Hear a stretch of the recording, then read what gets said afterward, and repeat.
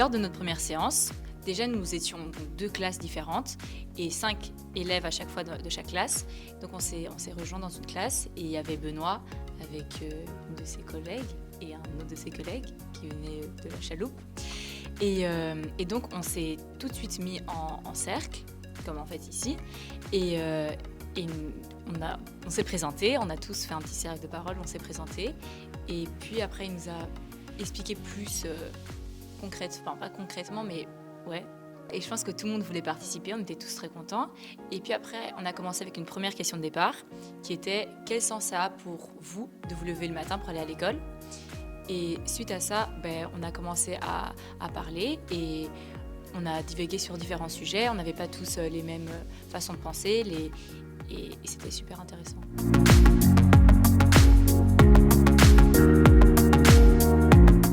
Les mots que vous allez entendre sont l'expression exacte de ce qui est ressorti des rencontres de notre groupe.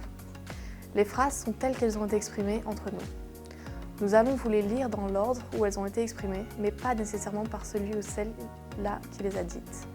Si ça ne tenait qu'à moi, je ne sais pas si je viendrai à l'école. C'est plus pour mes parents que je fais ça. D'abord, le matin, quand je me lève, c'est pour découvrir de nouvelles choses, et pas spécialement à l'école, mais partout. Parfois, il y a des cours où on va parce qu'on est obligé d'y être. On n'écoute même pas la matière. On attend juste que ça finisse pour pouvoir partir. Je n'arrive pas à me projeter et me dire à quoi ça va me servir plus tard dans ma vie. Prendre soin de soi-même, je trouve ça plus important que le fait de se lever tous les matins pour aller à l'école, parce qu'on y est obligé. On peut finalement aller dans une autodiscipline. Quand on est avec plein de gens, tout le temps, on a l'impression d'être quelqu'un, d'avoir une interaction sociale et de se lever pour quelque chose. Finalement, il y a alors un objectif en tant que jeune. S'il n'y avait personne à l'école, je serais dégoûté d'y aller. J'ai l'impression que l'école, c'est un peu un passage où je suis obligée de passer. Des moments où on peut parler comme maintenant, je trouve ça important parce que ces questions-là, je ne me les suis jamais posées. On a le sport, les devoirs, puis on mange, on va parfois sur notre téléphone, puis on va dormir, et on recommence. On n'a pas le temps de prendre du recul. On juge parce qu'on ne comprend pas. On préfère abaisser la personne et la juger pour pouvoir à nouveau se sentir, entre guillemets, supérieur. Parce que ça met mal à l'aise de ne pas comprendre. Donc je trouve ça important d'écouter les gens et d'écouter ce qu'eux ressentent. Quand j'étais petit, j'ai subi des racismes. C'était souvent des profs, mais aussi souvent des gens de mon âge. Je sortais un peu des formes physiques et je me faisais tout le temps juger. Les jugements chez les enfants, c'est surtout sur les personnes qui sortent de l'ordinaire. Nos idées viennent des modèles. Et donc si notre modèle, ce sont nos parents, on va peut-être les suivre. Finalement, le problème, ce serait peut-être l'éducation. Et si c'est l'éducation, on va peut-être penser à l'école. Mais justement, c'est ça le problème.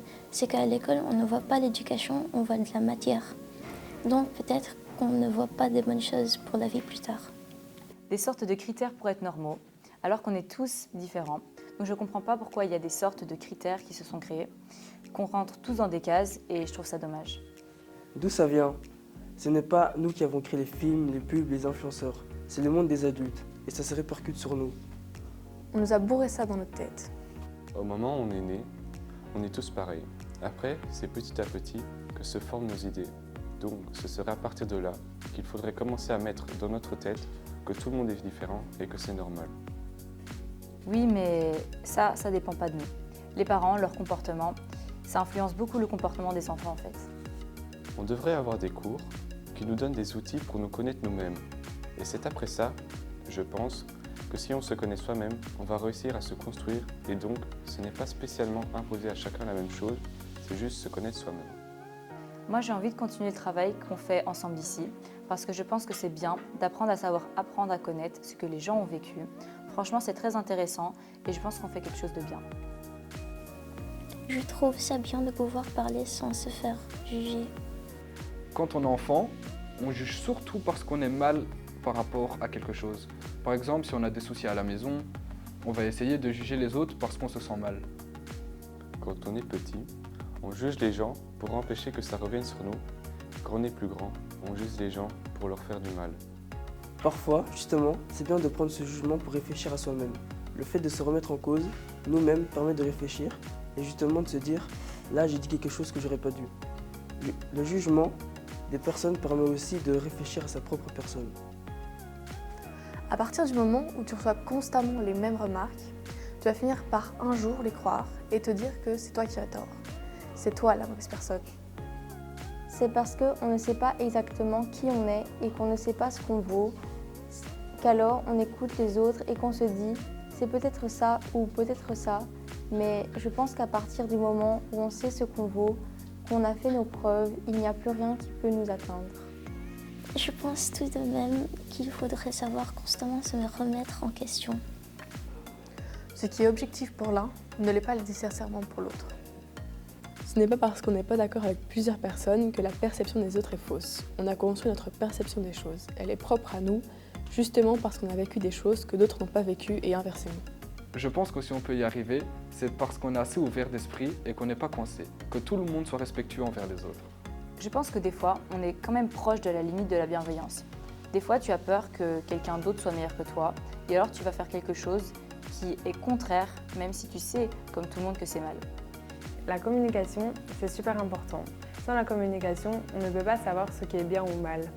La façon la plus simple de se sentir à l'aise, c'est d'en parler, d'aller vers la personne et de dire « moi, personnellement, ça m'a touché ». Peut-être que ce n'était pas intentionnel. À partir de ce moment-là, on peut gérer les relations qu'on a et savoir clarifier les choses dans la relation. Quand on est plusieurs, on se croit un peu invincible contre une personne et du coup on pense qu'on peut tout faire sans risque parce que la personne, elle, ne peut rien faire. Le jugement, ça se fait quand on ne connaît pas trop les personnes.